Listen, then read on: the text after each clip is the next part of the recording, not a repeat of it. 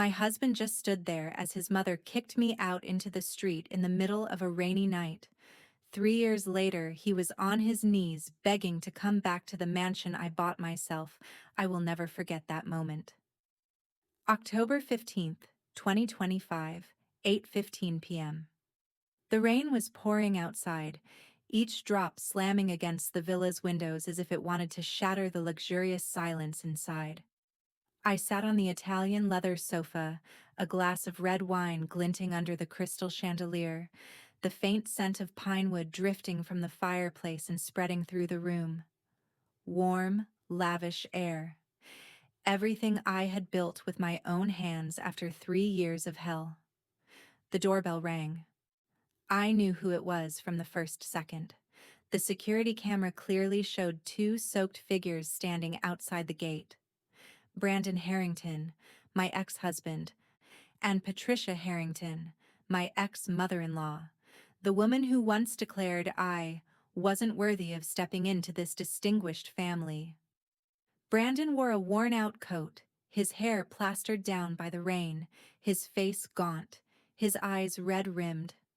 Patricia trembled under a torn umbrella, her heavy makeup streaked and running, looking like she'd aged 10 years.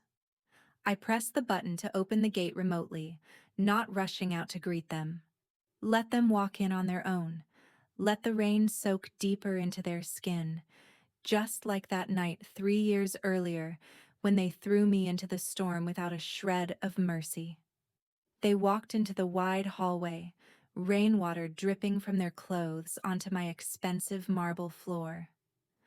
Brandon looked around, eyes wide in shock at the luxury. An abstract painting on the wall, an imported walnut dining set, and especially the view of the lit-up infinity pool shimmering behind the house. Patricia tried to keep her old haughty posture, but I could see her shaking. Shaking from the cold or from shame? Probably both. Olivia. Brandon spoke first, his voice hoarse, almost pleading. You look amazing. This place, it's really beautiful. I gave him a cold smile and didn't answer. I only pointed to the chair across from me.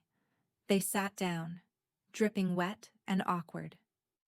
Patricia forced herself to speak first, still trying to keep that familiar, arrogant tone. Olivia, we didn't come here to start trouble. We need to talk. Brandon cut in, eyes fixed on the floor. Mom's right. Olivia, I know Mom and I were wrong. I'm sorry. I want to come back. I want us to start over, and we need your help. I raised an eyebrow and took a sip of wine. The bold tannin spread across my tongue, sweet, powerful, like the taste of revenge rising inside me right then. Come back? I repeated, my voice gentle but sharp as a knife. You mean come back to me, or come back to the mansion you once said would never belong to a country girl like me?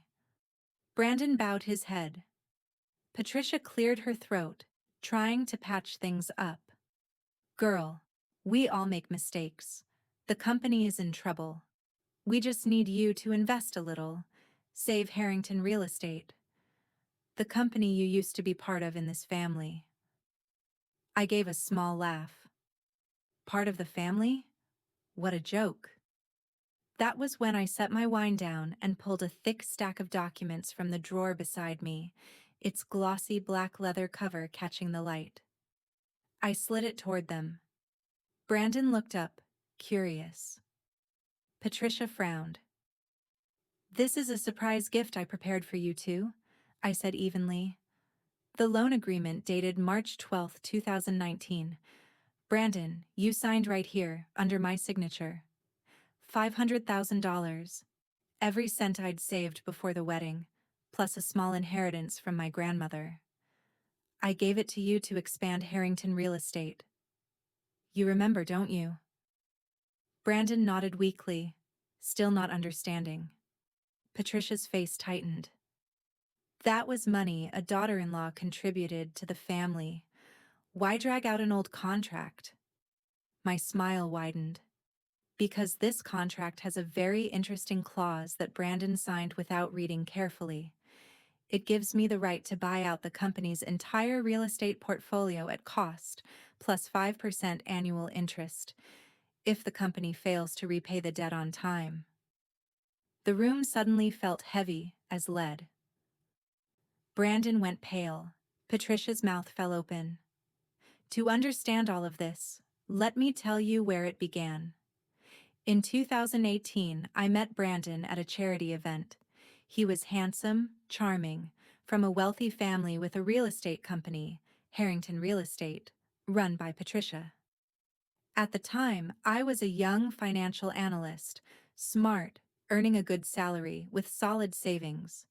Brandon pursued me intensely, saying he needed a wife who understood things to help the family expand its business. We married after only 1 year.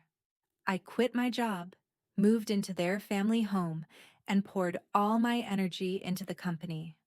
While Brandon and Patricia went out to entertain clients, sign big deals, and brag in the press that Harrington Real Estate is booming thanks to Brandon's vision, I, behind the scenes, was the one who actually worked. I researched the market day and night, found potential parcels in suburbs that were about to skyrocket in value. I negotiated with banks for low-interest financing. I analyzed data, forecast trends, and I was the one who spotted the golden opportunity, buying a batch of downtown commercial properties before prices exploded. Every deal that built Harrington Real Estate's name back then was my work. But Brandon and Patricia only saw me as the obedient daughter-in-law at home. They took all the credit, and I didn't even get a thank you. Brandon spent his days echoing his mother. Mom is always right. Patricia constantly nitpicked and insulted me, from how I dressed to how I spoke. She said I wasn't classy enough to represent the family. Then came the fateful night in 2022. Patricia accused me of cheating just because of a late work message with an old co-worker. She screamed, calling me cheap trash. Brandon stood there, didn't defend his wife, and only repeated, "Mom's right, you should leave." They threw me out into the storm in the middle of the night, letting me take nothing but a small suitcase. I was soaked, freezing, standing in the rain, crying until there were no tears left. After the divorce, I had nothing. But I didn't collapse. I used the little money I had left to start over. Still in real estate, but this time under my name, Olivia Properties. I worked like a madwoman, 18 hours a day, using every old relationship and every bit of knowledge I'd built. In just 3 years, my company owned a real estate portfolio worth tens of millions of dollars. And this mansion, the symbol of my success, was the clearest proof. And Harrington Real Estate? They wasted money. Brandon cheated with his secretary. Patricia promoted useless relatives into key positions. Debt piled up. The company was on the edge of bankruptcy. And now they were back, begging me. The very person they used to look down on. But they didn't know the deadliest mistake Brandon ever made wasn't standing there while his mother kicked me out into the rain that night. It was signing the buyout clause in that old loan agreement without reading a single line. He thought he would always win. Always. And never have to pay the price. Everyone, if you're boiling with rage at the shamelessness of this mother and son duo, subscribe to the channel right now so you don't miss the next part. I promise, the sweetest revenge is still ahead. Back in my lavish living room, Brandon and Patricia sat there, their faces drained of all color as they stared at the stack on the table. But to understand why I could sit here so calmly while they trembled and begged, let me continue with the hellish years after Harrington Real Estate's success exploded. After I poured everything into the company, things started to boom. The land I chose to buy in 2019-2020 tripled and quadrupled in value within 2 years. The downtown commercial projects I planned became the city's new symbols. The media praised the genius vision of Brandon Harrington and Patricia, the Iron Woman behind the real estate empire. They appeared on the cover of Forbes, attended glamorous galas, and posed with politicians and Hollywood stars. Brandon changed first. He started spending as if money grew on trees. A new Ferrari, a gleaming Rolex, non-stop trips to Europe. He was no longer the humble man who chased me. Now, every time he came home late, he smelled like another woman's perfume. I knew, but I stayed silent. Patricia grew more arrogant by the day. She hired a personal stylist to upgrade the Harrington family image. She bought more diamond jewelry, threw lavish parties at the family mansion, and constantly bragged, "Thanks to my son, our family has what it has today." And me? I was only the daughter-in-law who stays home and handles chores. She made me cook, clean, even run personal errands for her, even though the house had staff. The most obvious change was when Brandon began cheating more openly. Her name was Ashley, a young, pretty secretary, brainless, newly hired. Brandon appointed her senior personal assistant with a salary double everyone else's, even though she knew nothing about real estate besides getting her nails done and posting Instagram stories. Patricia knew everything, but she supported it. "My son needs a woman who knows how to pamper him, not some country girl who just buries her head in work like you." The humiliations came fast. First, money. I discovered Brandon transferring hundreds of thousands of dollars from the company account into his personal account to buy gifts for Ashley, Hermes bags, a trip to the Maldives. I saw the bank statements, but I said nothing. Next, staffing. Patricia fired Mark, a longtime finance manager who had praised my intelligence and often asked my advice. Why? He was too old-fashioned, not a fit for the company's new image. In his place, she appointed Ashley's cousin, a kid fresh out of college with no experience, as CFO. The result? The company began bleeding money because of stupid decisions, buying overpriced land in an area about to be rezoned, investing in impossible projects. And I was pushed completely aside. They wouldn't let me access the files anymore, saying I only needed to stay home and be a good wife. Brandon even mocked me in front of his friends. "Olivia? She's good with numbers, but she lacks big vision. Good thing my mom and I are here." But I didn't get jealous. I didn't fight. I didn't cry and beg. I stayed silent, and I started collecting. Every night, when the whole house was asleep, I sat in my small office and copied every company email I still had access to. I saved the bank transaction history, screenshotted the financial reports Brandon tried to hide. I installed a GPS tracking app on our shared car, because I was the one on the registration, recording every trip he took to hotels with Ashley. I even lightly hacked the company Dropbox, using skills from my analyst days, to download every old contract. And among them was one document that mattered most: the 2019 loan agreement Brandon signed in a rush to use the money I gave. He signed without reading, because his mother urged him. "Just sign, son. Daughter-in-law money is family money. Use it freely." Patricia even laughed. "That stupid girl gives money to our family. It proves she knows her place." I read that contract again and again. There was a hidden clause on the last page, small print but clear. A clause my lawyer had advised me to add to protect the investment.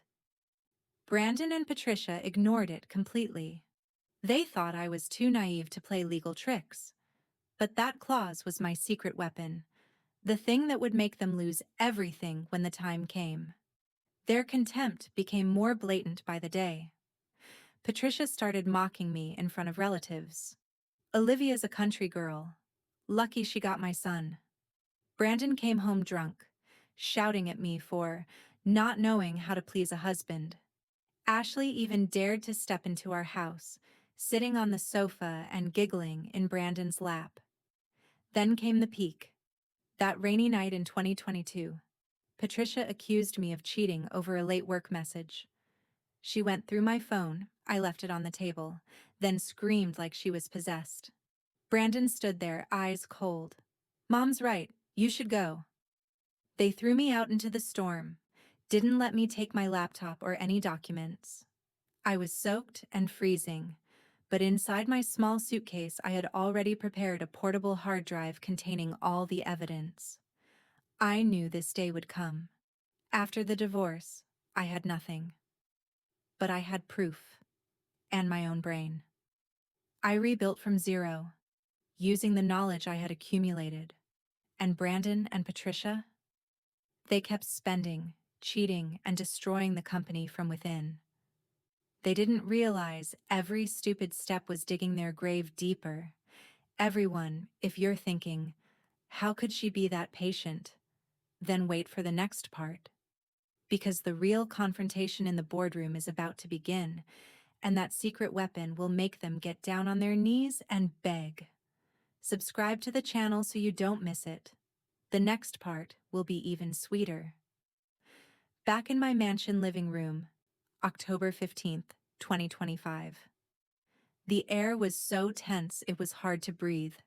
Brandon's hands trembled as he held the stack of documents I'd pushed across the table, his eyes locked on the familiar signature.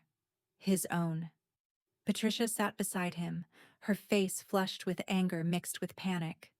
But they didn't come alone. Behind them stood Richard Klein, the Harrington family lawyer for many years, a heavy-set middle-aged man who always wore expensive suits and gold-rimmed glasses, confident as if he had never lost a case. I knew he would be there. When Brandon texted asking to meet a few days earlier, I guessed they'd bring legal weapons to pressure me. Threats of lawsuits if I didn't help the old family. They didn't know I was far more prepared. Patricia spoke first, her shrill voice still trying to keep that old superiority. Olivia, don't you dare play games. This is just an old family loan contract. We came here to talk feelings, not legal matters. Klein cut in, voice low and confident. That's right, Miss Olivia. This contract expired long ago, and that loan is considered a marital gift under state law. You have no legal basis to demand repayment. We only need you to sign a new agreement. Invest $2 million to save the company, and you'll get 10% equity. That's very generous. Brandon nodded rapidly, eyes glossy with fake tenderness. Olivia, baby, I know you still have feelings for me. We can start over. Just help me this once. And we need you. I smiled calmly and took another sip of wine. The faint aroma of toasted oak from the glass made my head even clearer. I pressed the call button, not to throw them out, but to invite my lawyer into the room. The door opened, and Alexander Grant, a top real estate attorney I hired when I started my company, stepped in, black briefcase in hand, his expression cool and professional. "Good evening," Grant said, sitting down beside me. "I'm the legal representative for Ms. Olivia Thompson. Shall we begin?" Patricia snorted. "Oh, she hired a lawyer? Cute. But Richard has worked for the Harrington family for 30 years. He knows every corner." Klein adjusted his glasses. "Ms. Olivia, we advise you to sign this agreement. If you refuse, we'll sue to claim part of your assets. Because you built Olivia Properties based on knowledge from your time at Harrington Real Estate. That's trade secrets." They pushed with confidence. Brandon pleaded with his eyes. Patricia looked at me with her old contempt, and Klein laid down a thick stack of paper. The agreement they had prepared, demanding I pump money in with no real guarantees. I didn't speak right away. I simply took another document from Grant's briefcase, a clean scan of the 2019 loan agreement with Brandon's signature and notarization. I slid it across the table, right in front of Klein. "Read Clause 14 on page 8 carefully," I said softly. Klein picked it up, raised an eyebrow, and began reading. At first he smirked. "A buyout clause if there's a default? Ridiculous. Our company isn't in default. We're just restructuring." But then his face drained. Patricia frowned. "What is it, Richard?" Klein stammered. "This clause. It gives Ms. Tonba, Olivia, the right to buy the entire core portfolio of Harrington real estate, including all the downtown parcels and commercial projects, at the original cost of the 2019 loan, $500,000, plus 5% compounded annually. The total right now is only about $650,000. Brandon let out a harsh, panicked laugh. "That can't be. What did I sign like an idiot? It has to be forged." Patricia shouted. "She forged the signature. We'll sue her right now." Grant cut in, calm. "This contract was legally notarized at a notary office in the state of California. Mr. Brandon Harrington's signature was verified through the bank. And most importantly, Harrington Real Estate has been in default on this loan since 2022. Not a single dollar of principal or interest has been paid. Under this clause, the buyout right was triggered automatically." I continued, voice sharp. "Do the math. That portfolio is worth at least $15 million now. The exact properties I found and developed from the beginning. Now I have the right to buy all of it for about $650,000, which means Harrington Real Estate loses everything and goes bankrupt immediately." The room went silent. Brandon's mouth fell open. Patricia looked like she might faint. Klein flipped through the contract frantically. But the print is too small. It's not fair." I gave a cold laugh. "Not fair." Brandon signed without reading, and Patricia rushed him because daughter-in-law money is family money. You thought I was naive, but I added that clause to protect myself, in case I was betrayed. They began to panic. Patricia screamed, "You're a snake! I knew you were plotting!" Brandon pleaded, "Olivia, you can't do this. That's my family's legacy." Klein tried to salvage it. "We can negotiate. What do you want? 5 million? 10 million to waive this clause?" I shook my head. "No, I'm enforcing the law, unless you agree to my conditions."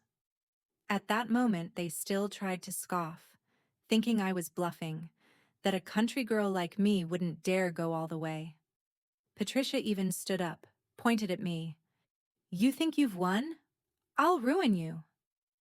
Everyone. They had no idea I still had another card, evidence of embezzlement and fraud I'd collected for years. The next part is the real climax, when I deliver my ultimatum and watch them beg for mercy. Subscribe to the channel so you don't miss it. Justice is about to be served. The air in my mansion living room felt frozen. Patricia was shaking as she pointed at me, her shrill voice echoing. "You're vicious. You think you can steal my family's legacy just because of some tiny print clause?" Brandon had collapsed into the chair, pale as a sheet, sweat pouring off him. Klein kept flipping pages, searching for a loophole, but the more he read, the more hopeless he looked. Grant only smiled coolly. "Everything is legal. Ms. Olivia can enforce this immediately. We can go to court tomorrow, and the court will force a sale to repay the debt. But under this buyout clause, Ms. Olivia is the only buyer with priority at the fixed price." I stood and walked slowly around the table, my voice calm but cutting. "Let me spell out the numbers. Principal, $500,000. 5% compounded annually from 2019 to now. The exact amount is $642,757.38. That's what I will pay to own Harrington Real Estate's core portfolio. 12 downtown parcels, 5 commercial projects, and 3 income-producing complexes. Their current market value? At least $18 million, based on an independent appraisal I commissioned last week. Patricia's jaw dropped. 18 million? That's impossible, I continued, voice dripping with sarcasm. Oh, it's possible. Those are the parcels I found, negotiated and developed from nothing. You only had to sign and pose for the press. Now I buy it all for under $650,000. Harrington Real Estate loses $17.5 million and collapses. Your bank loans will be called, your personal accounts frozen, and the old family mansion, the one you mortgaged, goes down with it. Brandon started crying for real. Olivia, you can't. That's my family's inheritance. Patricia clutched her chest, wheezing. But I wasn't finished. I nodded to Grant. He pulled a small hard drive and another thick set of documents from his briefcase. The evidence I'd gathered for years. This is my final trump card, I said, sliding the drive toward Klein. It's all in here. Bank statements proving Brandon moved $1.2 million from company funds into his personal account to buy gifts for Ashley and take trips. Internal emails showing Patricia appointing incompetent relatives, leading to more than $3 million in losses from reckless decisions. GPS logs proving Brandon committed tax fraud by claiming personal expenses as business expenses, and hundreds of other documents on embezzlement and financial fraud. Klein held the drive, his hand shaking. He knew what it meant. If this went to court or to the IRS, Brandon and Patricia would be facing prison. At least 5 to 10 years for serious charges. Patricia screamed, "You made it up! You're a liar!" But Klein grabbed her arm, voice rough. "Patricia, stop. This is real evidence. We've lost." I sat back down and looked Brandon straight in the eyes. Now you have a choice. My final ultimatum. I glanced at the clock on the wall. It was exactly 8:45 p.m. You have 5 minutes to decide. Option 1.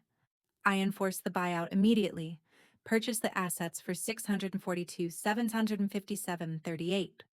Then I send every piece of evidence to the IRS and the prosecutor. You go bankrupt, you go to prison, you lose everything.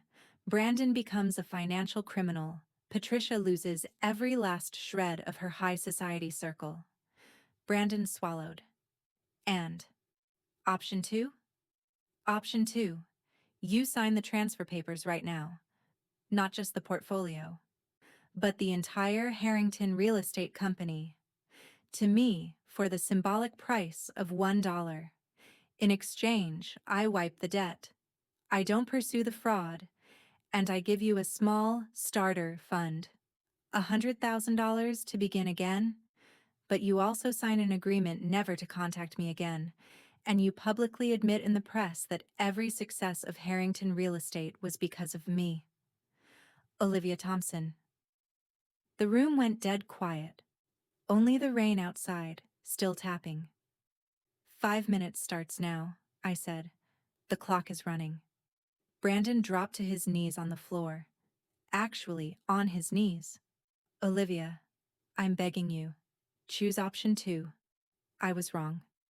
I'm sorry. Tears poured down his face. Patricia tried to resist at first. I won't sign. I'd rather die. But Klein pulled her back, whispering about prison and losing everything. She slowly crumbled, her face drained. 3 minutes passed. Brandon crawled closer, pleading, "Baby, I'll do anything. Please spare me." I stayed cold. 2 minutes. Klein was the first to surrender. We'll sign. Option 2. Grant immediately produced the transfer agreement, already prepared. I knew they would choose this. Brandon held the pen with shaking hands and signed. Patricia signed next, her tears falling onto the page and smearing the ink. Klein signed to certify it as their attorney. When the final signature was done, I smiled. Good. Deal complete. Harrington Real Estate now belongs to Olivia Properties. You can leave. Brandon stood, head bowed, unable to look at me. Patricia staggered, leaning on her son. They walked out, drenched and humiliated, into the rain that still wouldn't stop. I watched through the glass, a sweet feeling spreading through me. Perfect revenge. Everyone was watching them beg on their knees sweet enough. The epilogue is even sweeter when I show you how miserable they were 1 year later. Subscribe to the channel so you can see my happy ending and the karma waiting for them. Everyone, it's December 2026 now, exactly 14 months after the day Brandon and Patricia were on their knees begging in my mansion. My life now truly feels like a dream I built with my own hands. Olivia Properties is one of the city's leading real estate companies, with a portfolio surpassing $50 million. I just finished a major project, a luxury riverfront complex with an infinity pool, a private spa, and a view of the entire city glittering at night. The press calls me the new queen of real estate, and I'm invited to speak at major conferences, to be photographed for the cover of Vogue Business. I'm not alone anymore. I have an amazing boyfriend, a young entrepreneur who respects me, who loves me for who I am, not for money or status. We just traveled to the Maldives, lying in a bungalow over turquoise water, sipping cocktails under the sunset. My life is full of laughter, genuine friends, and luxurious trips. This mansion is even more spectacular now. I renovated everything, added a private gym, a home theater, and a beautiful hanging garden. Every morning I wake up, look out the window, and smile, because it's all mine, and I earned every bit of it. And Brandon and Patricia? Oh, karma came faster than I expected. After they signed the transfer papers, Harrington Real Estate officially belonged to me. I kept my promise. I wiped the debt and sent the $100,000. But that was all they received. No company, no fame, no money. Patricia lost every high society friend immediately. The gala parties where she used to be the queen closed their doors to her. She sold the old family mansion to pay the bank and moved into a tiny apartment in the suburbs. The kind of place she used to sneer was for poor people. I heard she often sits alone, looking at old photos, crying with regret. She aged overnight, hair turning white, no more thick makeup or diamond jewelry. Brandon was even worse off. Ashley, the mistress, left him the moment the money ran out. She ran off with another rich man, leaving Brandon with piles of credit card debt. He couldn't find a good job because his reputation as a potential financial criminal spread in the real estate world. In the end, he became an employee, selling used cars at a small dealership on the outskirts, standing outside in sun and rain, greeting customers with a forced smile. The Ferrari was sold long ago. Now he took the bus to work. And the sweetest moment? A brief run-in I'll remember forever. Last month, I drove my brand new Bentley to an upscale shopping center to buy Christmas gifts. I wore a designer dress, oversized sunglasses, my hair swept up in an elegant bun. As I stepped out, a valet ran over for my keys. I looked up and almost laughed. It was Brandon. He wore a cheap valet uniform, his name tag crooked, his face hollow, scruff on his jaw. He recognized me instantly, eyes widening in horror, his hand shaking as he took the keys to my Bentley. "Oh, Olivia," he stammered, his voice barely a whisper. I smiled coldly. "Hi, Brandon. You look fine." He dropped his gaze, unable to look me in the eye. I'm sorry. Every day I regret it. I didn't answer. I only tipped him generously, not out of pity, but to remind him of the difference now. I walked inside, shopping freely with an unlimited black card, while he stood outside in the cold, parking cars for wealthy people like me, the life he once made me dream of. As for Patricia, I heard she often goes to the supermarket near my place, maybe just to look from far away. Once I saw her standing outside my gate, staring through the fence with regret. She was thin, wearing an old coat, a plastic grocery bag in her hand. I didn't go out to meet her. I just stood behind the glass, sipped hot coffee, and smiled. The clearest karma. They lost everything. Money, reputation, love, and even their self-respect. And I, from ashes, rose like a phoenix. And here are 3 lessons I want to leave you with. Never underestimate the person you once betrayed, because they might become the one who decides your fate later. Silence and patience are the strongest weapons. Instead of exploding with emotion, collect evidence and wait for the right moment. Karma always comes, sooner or later. What you plant, you will harvest. My friends, my story ends here. Thank you for staying with me through these 5 parts, from the tears in the rain to the smile of victory today. If you feel justice has been served, hit like on this video, comment "Justice served" below, so I know you're here. And don't forget to subscribe and turn on notifications so you don't miss the next sweet revenge story. Thank you so much. See you next time.